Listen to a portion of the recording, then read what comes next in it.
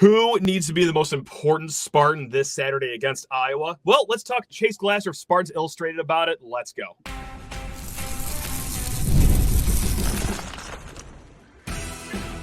You are Locked On Spartans, your daily podcast on the Michigan State Spartans, part of the Locked On Podcast Network, your team every day. Today's episode of Locked On Spartans is brought to you by FanDuel. Place your first $5 bet, and you'll get started with $200 in bonus bets guaranteed. Just visit FanDuel.com to get started. Spartan friends, Spartan family, Locked On Spartans listeners, thank you all so much for kicking off your day with us here at Locked On Spartans, your team in green and white 5 days a week as we ramp up to a homecoming kickoff against Iowa. And that is where we are going to start this conversation after I politely ask everyone to rate, review, subscribe, comment below any questions you have, who you think will be the most important player this Saturday, because Chase, I know that turnovers have been an issue for Michigan State. We need to see some semblance of offensive juice by those boys in green and white Saturday. However, after watching the Washington game against Iowa, where Iowa won 40-16, my goodness gracious, they squeezed the life out of them with the run game. I got to go with the defensive side of the ball for who the eyes will have to be, the lights will have to be the brightest on for Saturday, because, man, I'm going to get into stats later, but right now I think it's the linebackers. I think they got to step up. They got to bounce back from a rough game is what we'll call it against Oregon after a pretty strong start to the season up until that point. But I think with just how one-dimensional Iowa is, you know they're going to run the ball. But so far this season, look, they've only thrown for more than 110 yards just twice this season. It's because that's all they've had to do. They are that good at running the ball. Will linebackers get washed out of every run play? Can they actually finish their tackles against Kaleb Johnson? I'm going with linebackers here. Chase, finally let you speak. Take it away. Who is the most important position this Saturday? I think, firstly, just kind of going off what you said, it's the linebackers are going to be so critical because Iowa, I mean, they put a beating on Washington. But like you said, they didn't throw the ball at all. No. And they're not going to throw the ball against Michigan State either. And don't have to. Yeah. The maybe the good thing is that Michigan State's going to see outside zone a lot from Iowa, and Michigan State sees that in practice a lot. That's good. The downside is they saw outside zone a lot against Oregon, and it was ugly. And that was pretty much the focus of our whole defensive film room was outside zone. Your defensive linemen get a little bit too far upfield. Free releases to the linebackers. The linebackers got washed out of almost every chunk run. It wasn't so much that they were missing tackles, although that did happen, at times. It was that, they weren't even there to make the play, So it's just when you're only running a 2 linebacker set, and now they did roll Nikai Martinez down to linebacker level and go one high. That's fine. I'm completely fine with that. I think you could probably put both your safeties at linebacker level in this game. And Not crazy. Yeah. If you get beat over the top with it, so be it. But it is really going to be critical for them to be able to two gap if that's what they're asked to do, to have great discipline. Because Kaleb Johnson's a good player, and Iowa really blocks that outside zone well. So, we're about to find out what it comes down to, just kind of fundamental soundness. Are you fundamentally sound in your run fits? And this is where football is the greatest game, because it's the linebackers can't be good at their jobs unless the defensive line is good at their jobs. And I think certainly the first time really I thought against Oregon, where it's like the defensive line just didn't belong on the field, where they're getting moved. I talked about play side doubles a lot, and that's what outside zone's designed to do. If you get that again, it could get ugly. But we're going to see how much they improved in the bye week, and I think that's exciting as well. So we're gonna find out there. I will still say, just with what Iowa does, they coach cover 2 so well. And Phil Parker, it's not fancy. You kind of know what they're going to do. They mix things up a little bit, but you know what you're going to get, 90% of the time maybe. And you have to be disciplined with the football. You have to be. There's no ifs, ands, or buts about it. If you are able to lock down the run, how many games have we seen Iowa kind of, scrap out 10 points on offense and still win because they get a short field or a defensive touchdown or something like that? Got to be disciplined with the ball. So I am going to roll with Aiden Childs. This is the heavy hitting analysis that you guys come for. The quarterback's important, right? Sure. But it's going to be critical in this game to take care of the football, to take the throws that are there, to be really disciplined underneath. And I do think against Oregon, you saw that at times. It just didn't matter because you're in, 3rd and 9 every play because they couldn't run the ball at all. So, obviously football, it's all fulsome. It all works together. You need all your aspects to be working well enough. But I was stunned seeing what Iowa was able to do to Washington. It was a weird game because I'm just on the box score too. Like Washington ran 80 plays. Iowa ran 51 plays. Yeah. They outgained the Hawkeyes by 50 yards. And yet they lost by 1,000 points. Like on paper made no sense, but then you watch the game. Oh man, like they are just getting zone run chunk play after chunk play after chunk play, and it's just the weirdest like beatdown with the split of plays that happened and that I can remember at least. Yeah, it was bizarre. It makes me feel better about a game that we'll talk about in a little bit, which is Washington's opponent before that in Michigan. Makes me feel better, if in the Michigan State realm about that game. But in the immediate, talking about the Iowa game, I mean, I saw the astonishing stat that was the first touchdown Cade McNamara had thrown against a Power 4 opponent since like 2021. Insane. Insane stat. I know. That's crazy. I knew that he wasn't good. But I mean, oh my, that was, jaw dropping. Yikes is a word for it. Yeah. And I get it, like injured all last year or whatever, but still we are in the middle of October and they've played other Power 4 teams so far this calendar year. And beating jarring stat. Yeah. Wild question. Wild. I gotta say though, I almost did go with the safeties here for most important position too. Just the the level right behind the linebacker, of course. And Chase, this is where I'm going to introduce like the scary stats right now because watching Iowa from the outside all season, it's like one dimensional. You just got to stop Kaleb Johnson. How hard can that be? Yeah.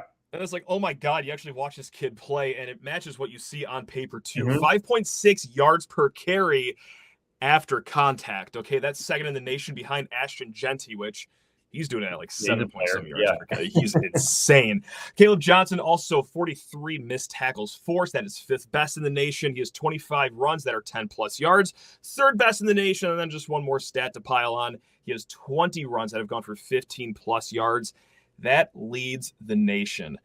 Iowa, I understand that our defense goes against, outside zone run all the time in practice, but the way Iowa blocks for it, that is technically sound, Chase. Like that is what you want MSU to look like next year under, Jim Maholchek for a second. Like that is a nice paving of the way for Kaleb Johnson, but it's not even like the holes are massive. Like Kaleb in his zone is a fantastic running back. So it's easy to say one-dimensional, just shut the run game down or even mitigate the damage, but it's going to be hard. Linebackers aren't always going to be there. And you know what has been an issue for Michigan State the last few games is missed tackles. Namely from the safety position. Your starters, Malik Spencer and Nikai Martinez, they've had good moments this year. I'm not going to dog them completely, but 8 combined missed tackles over the last 2 games from that pair right here. Not a lot of room for error for missed tackles this Saturday, Chase. No, so that's why safeties are at the top. You saw that against Oregon too, and that's how if you want an 8-yard play to turn into a 20-yard chunk, it's a safety missing a tackle, and that against a team like this, you really can't afford to do that. So I don't know how much Michigan State tackles in practice. I know it varies. Some teams tackle a lot in practice, other teams don't. I don't know. But I do think, obviously you want to protect for injury and things like that, but you get better at tackling by tackling. You get better at playing football by playing football. And, maybe they tackle in practice a little bit in the bye week, and you can't miss those tackles. It almost, Iowa kind of feels like, kind of like the Michigan thing for the, not this year, but a couple years before that, where it's like, well, all you got to do is stop the run and then you're going to be fine. It's like, well, okay, but you still got to do it. You still have to do it. Time to talk your ear off about Roy, the new app that lets you get in the NIL game with ease, guys. The Roy app lets you directly support your favorite athletes, unlike collectives where you make a donation to a general fund and you don't really know where that money is going. Roy lets you choose the specific athlete you want to support. You back the players you care about, and in return, you get exclusive content after the season, like personal videos and updates. And guys, the best part, it is risk free. If the athlete transfers or doesn't create the content, well, you get your money back. So no, it's not just throwing money into a wishing well saying, oh, I love watching this guy. And then poof, he's gone to the transfer portal, and where did that money all go? No, you are protected with Roy. Plus, Roy is doing their part to bring fans closer to their schools and athletes with an exciting giveaway. Roy is giving one lucky fan 2 tickets to any game of their choice in November. Here's how to enter. It is super easy. Just download Roy in the App Store or Google Play. Use code LOCKEDON when signing up, and you are entered. Already on Roy, will make a payment to any athlete's campaign, and you will also be automatically entered. No purchase necessary. Void where prohibited. Go to joinroy.com for official rules. Download Roy and try it out. There's no subscription, no recurring fees, and for as little as $10, you can get in on the NIL game with Roy. Support the players and change the game. And I do think the bye week came at a good time for Michigan State. I do think they saw against Oregon a lot of the things that they're going to see against Iowa. And I do think Oregon is better than Iowa. But I do think, it's possible that Iowa is a little bit more technically sound. So it's going to be fascinating. I'm very apprehensive about it just because I think when talking about what the rest of the schedule looks like, when talking about, where this team can go, I think this game is going to be such a bellwether for that. Mm-hmm.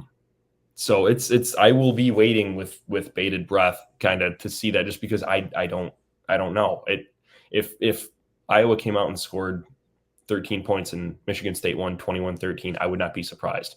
If they came out and, ripped off a bunch of chunk runs, I also wouldn't be surprised.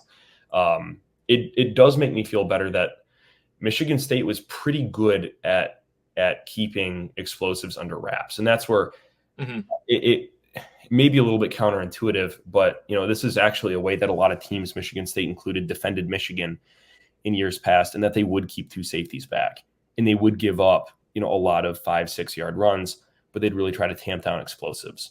That's where if you look at like 21, 22, 23, Michigan's run game explosive rate dropped every year.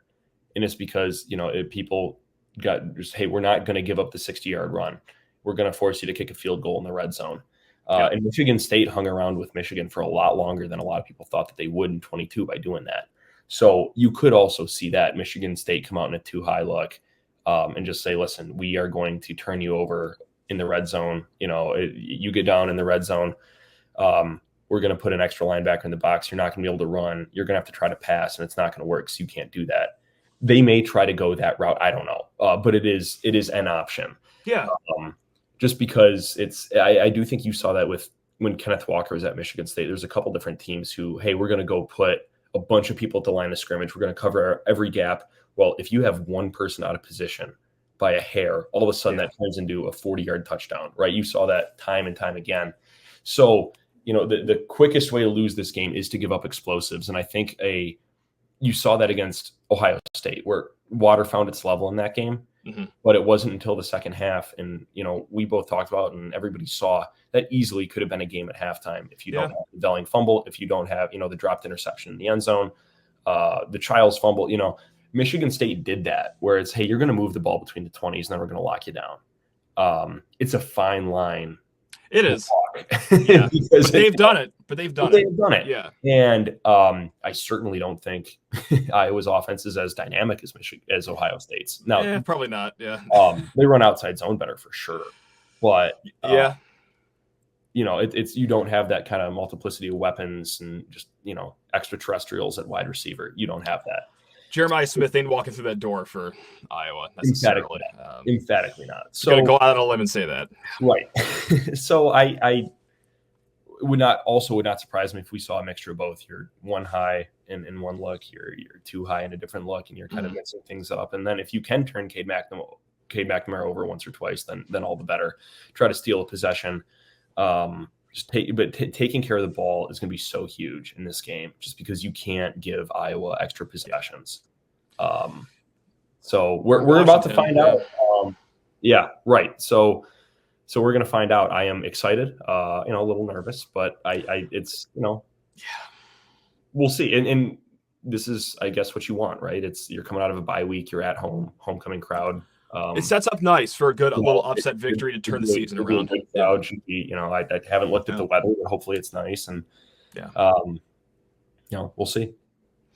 It's not bad scheduling wise. Okay, obviously the Ohio State Oregon game back-to-back 6 days apart. Brutal break for the schedule, but bye week, get right before Iowa would be an upset win, would bring the energy back into the program, the fan base, all that stuff. But the opportunity is there right ahead of us. So how does Michigan State win that game? We talked a little bit about it last week, just the offensive strategy, and we will get to it here in a hot second. But Chase, I know you are above doing this right now. We're all about X and O's here when we have you on, some analysis, but there is nothing people love more than to cry and whine, myself included sometimes, about kickoff times. And hey, my Spartans, your Wolverines, yet again, they are going to kick off at night.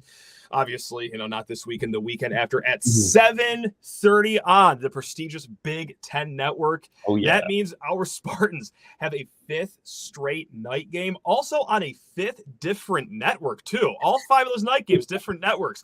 I don't know what that says about anything. It's just an oddity that I found, but this is the 7th overall night game Michigan State will have this season. There are still 3 more games that have yet to be announced. And Chase, I just went back and looked, during the 2013 and the 2015 season for Michigan State, the 2 Big Ten championship seasons in our heyday, when MSU was the top ticket, baby. That's right. Over those 2 seasons, they had 5 combined regular season night games. Isn't that nuts? And now here we are sitting. And 2 of them, and I'd imagine 2 of them were the Friday night opener, right? That is correct, Chase. You are correct, sir.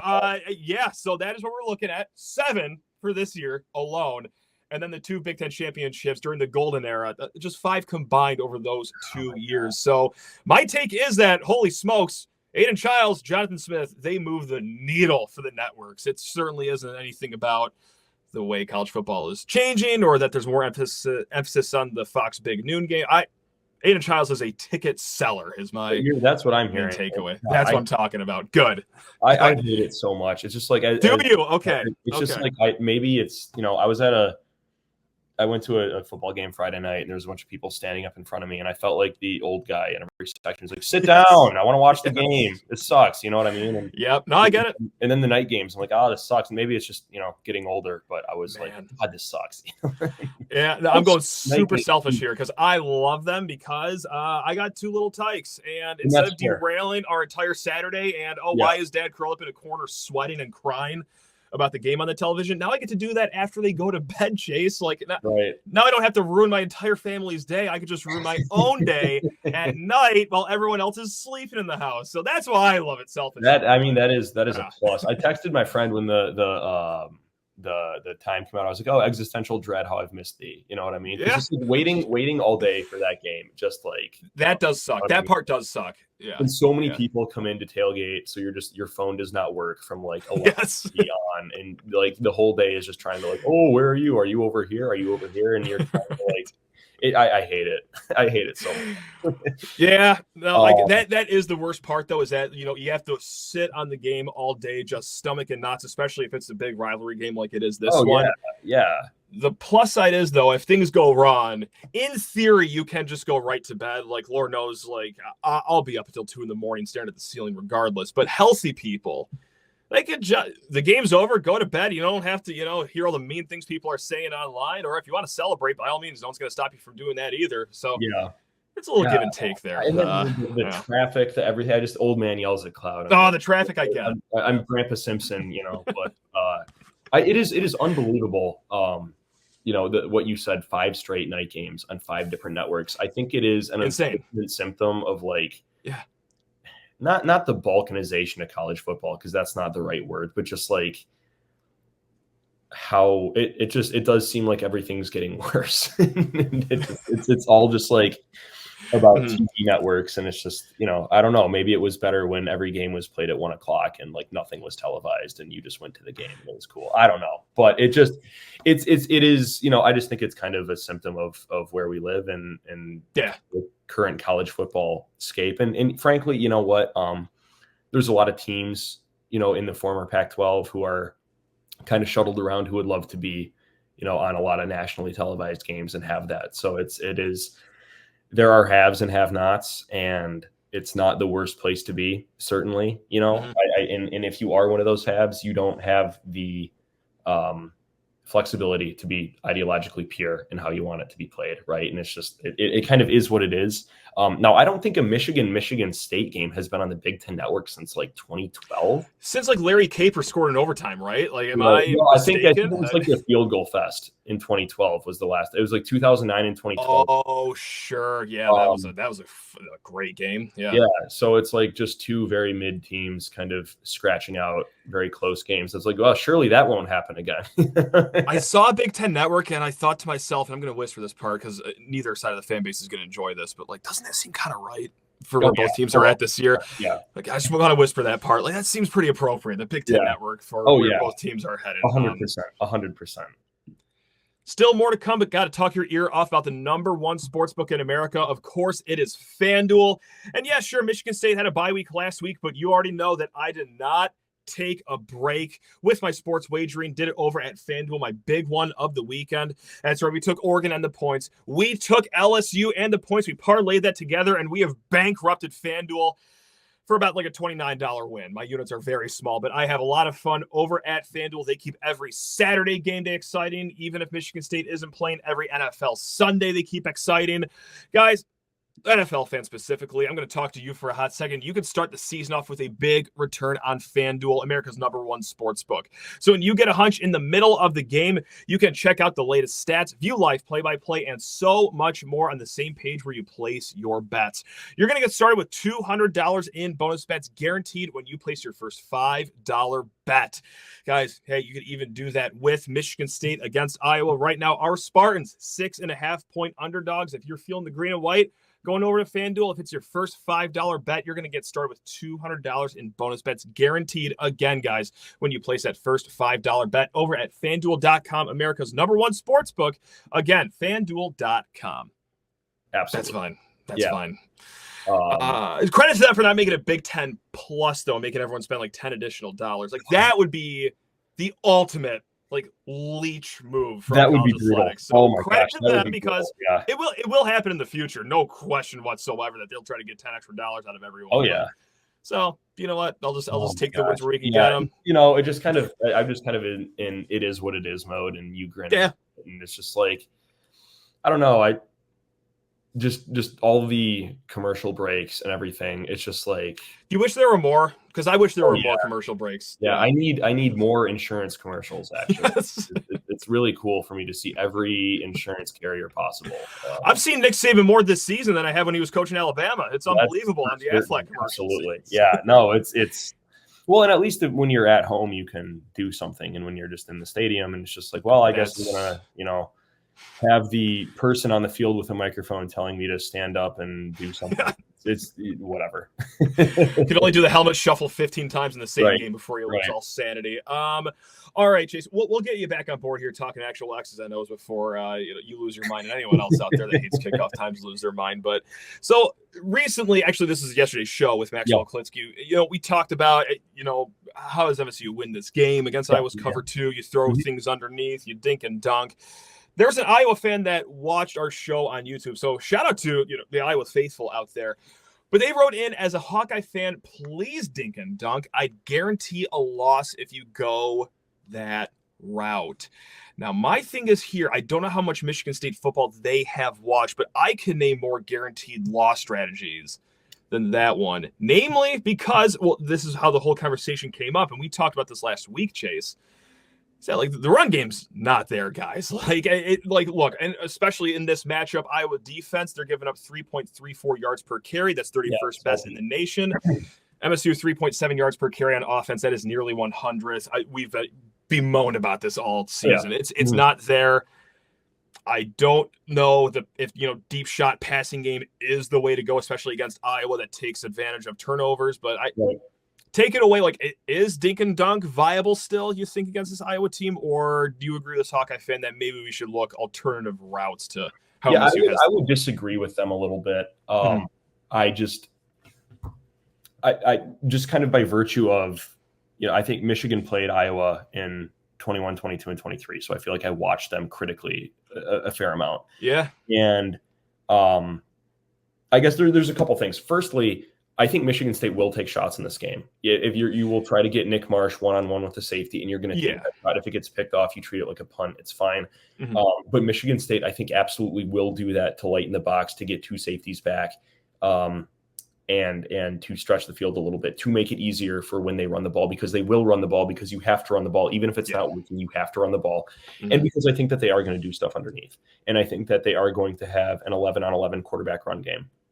And I think that, they're going to probably, if you get off coverage, throw a smoke route, a couple tunnel screens. They're going to do things to supplement the run game and the passing game that we talked about last week.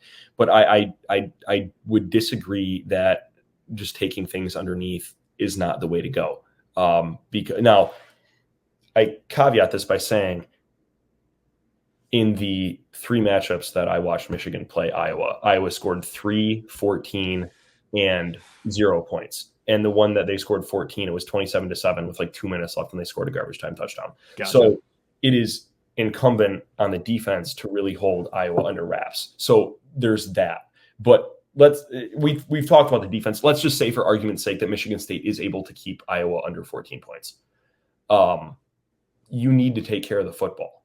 You can't, like, having consistent 3-and-outs is going to be just as bad as so let's say you can't run the ball very well, and your success rate on just taking downfield shots, let's say you hit a couple, but it's rarely going to be consistent unless you're playing like, Purdue in a couple weeks. I think it will be consistent just because of if you just roll out cover 1 all the time. But against a too high zone team, your shots aren't going to be consistent. So if you're not dinking and dunking, I mean, then I would ask to the Iowa fan, what is your suggestion? Just to die? Because you have to do something. And I think that there will be throws that are available against cover 2. They call it the turkey hole, and it's it's where you have a deep half safety and a flat. There's my hand. Like somebody in the flat, a safety up here, right in that middle. You see a concept called smash quite a bit, where you have a hitch, and then on the inside you have a corner route, and then it's basically you're creating a high-low read, and then whatever way that corner floats, if they come up, you throw behind them. If they go back, you throw underneath them. You have to take plays that are there, and there's a whole bunch of cover 2 beaters. Michigan State runs dagger a lot, which is a same side of the field. It's a interior fade inside of a deep over or a dig. They run Yankee a lot, which is a fly on one side of the field, a deep post on the other side. That is designed to go after cover 2. I guarantee you Michigan State's repping that, and I guarantee you that you are going to see those shot plays. But you have to, against Iowa, like, just consistently being in 3rd and 8 is death, right? Not going to be great. Yeah. If you're going to get 2 yards on first down, you take a play action shot that's incomplete, it's 3rd and 8. It's like, well, all of a sudden you're in a little bit of trouble, right? Mm-hmm. And you don't want to get into what is it in The Princess Bride? Never get involved in a land war in Asia, and you don't want to get in a punting battle with Iowa, right? Like that's not one of the 6 movies I've watched, but that sounds somewhat familiar. So yeah, we'll accept right, that. Yeah, right. Don't invade Russia in the winter, right? Like that type of thing. No, I think Ryan Eckley's a really good punter, but you don't want to get into a 13-10 game with Iowa, because that's their entire program ethos is doing that to you. Mm-hmm. You need to string along drives. You need to possess the ball. You have to keep that offense on the bench. And it's going to be close. I mean, I just don't think you're going to blow this team out. I don't see. Iowa was hanging tough with Ohio State until they kind of detonated on them in the 4th quarter. And that'll happen. Right. Mm-hmm. Right. So I think you have to take the passes that are there. And I think that if you get, Velling matched up on a linebacker, that's going to be critical, right? If you can make some hay there. I do think incorporating into the run game your quarterback with midline zone reads and stuff. And Michigan State's done that. Just a straight a draw, Michigan State has done all those things, and I think you're going to see that as well. You have to possess the ball. You have to move the chains, and that's where I have no problem taking comfortable throws against cover 2. I've got no problem with that. And I would say the teams that have consistently beaten Iowa, that's how you do it. You consistently move the ball, kick field goals. That's fine. Don't turn the ball over, but all that is predicated on you can't let them score. So if you're going to have to play a lot of complementary football. You're going to have to play a really clean, really tight game. Frankly, Michigan State's going to have grown quite a bit from where they were 2 weeks ago. Correct. Yeah. And I will say, if that is not the case, and they go out there and bad things happen, it's not the end of the world. It's okay. You want to win this game. You want to win this game, but I just don't think the arrow will not move for me. You can't run the ball. I'm not going to get super mad if they, don't score against or don't move the ball consistently against a good defense when you can't do one of the two things that an offense has to do. I get it. Yeah. So it's, it's not fun to say that, but I think approaching that with the kind of long-term mindset may be helpful. Now I will say, and I'm sure we'll do a lengthy look at this next week, but that Michigan game, I mean, that, I think they should get that game. I really do. Let's go. Let's go. That's what I'm talking about right here. We'll see what Michigan looks like against Illinois. That's going to be a big one. Just to have a clear vision of what to expect for that Spartan Wolverine matchup. Right. Right. But the Iowa game, I came into it saying these next two games are going to tell you a lot. And I still do agree with that. I think the Iowa game and the Michigan game, they'll tell you a lot about the context of this season and where Michigan State is in the rebuild. But I would emphasize again, it is a rebuild. And if Michigan State goes out and drops both of those, it would stink. But long-term view of it, it's kind of one of those things where it's, I got that with Michigan people too, where everybody is mad about the quarterbacks being bad. And then by the time Thursday of the game week comes around, they convince themselves that it's going to be different. And the quarterbacks go out and are bad again. Things have not changed. They're still bad. Right. Yeah. And, materially, they still probably are not going to be able to run the ball that effectively. They're still in functionally a year zero, and it's okay. But I don't think it's cope. I just think that's where they are. Straight talk is what we call it here. Straight talk. Yeah. Sure. But I mean, we'll see. I'm deeply interested in this game. I think that it really could be kind of a paradigm shift if they're able to get this one and then roll into what I think is going to happen the week after that. I mean, then all of a sudden, you're cooking with some gas heading into November. So, we're going to see. And I'm deeply kind of intellectually curious as to what it is. I'm just very I don't know. And I'm really interested to find out. So yeah, I mean, we'll see. It's if nothing else, it's interesting. Yeah, there we go. Do you know what a slogan for this whole season, really? If for nothing else, it's interesting. Chase, really do appreciate you burning up some more of your time, your insight right here. Guys, if you need more Chase Glasser in your life, and who doesn't, head on over to Spartans Illustrated, the whole gang over there doing fantastic work. And guys, you already know it. We will be back tomorrow. We do this 5 days a week right here at the Locked On Spartans podcast, part of the Locked On Podcast Network. Now go take care of yourselves the rest of the week. Love you all. Go Green.